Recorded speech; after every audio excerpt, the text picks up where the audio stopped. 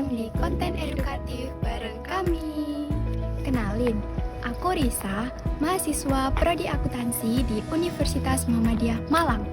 Aku merupakan bagian dari Center of Excellence Class of Sustainability Accounting atau yang biasa kita sebut COE SSAJ. Dan aku Ulfa, aku juga bagian dari mahasiswi COE SSAJ UMM.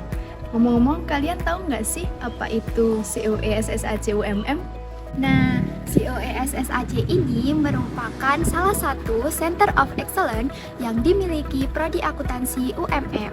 Disinilah tempat kami mengembangkan pengetahuan dan keterampilan yang berkaitan dengan isu keberlanjutan, mulai dari Green Accounting, Carbon Tax, ESG, sampai Sustainability Reporting.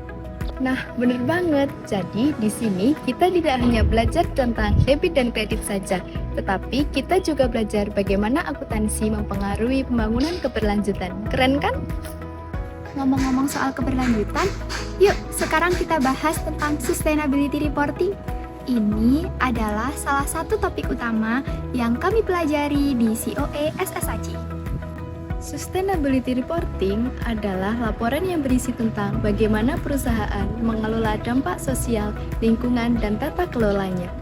Bukan cuma soal uang atau laba, tapi soal berapa emisi yang mereka hasilkan, bagaimana mereka memperlakukan karyawan, dan seberapa transparan manajemennya.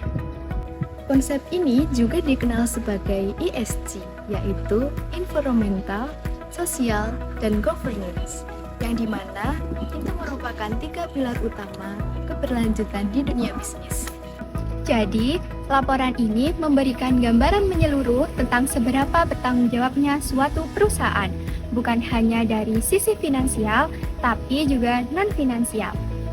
Dan biasanya laporan ini disusun berdasarkan dengan standar GRI atau IFRS.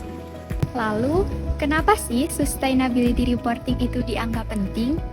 Sustainability reporting dianggap penting karena tidak hanya berfokus pada keuntungan saja, tetapi juga berfokus pada keberlanjutan. Hal ini sejalan dengan keinginan investor ataupun konsumen yang semakin memperhatikan nilai-nilai keberlanjutan.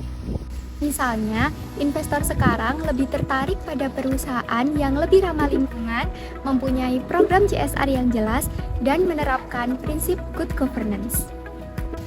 Apalagi jika perusahaan sudah go public, OJK mengharuskan perusahaan tersebut menyampaikan laporan secara berkala.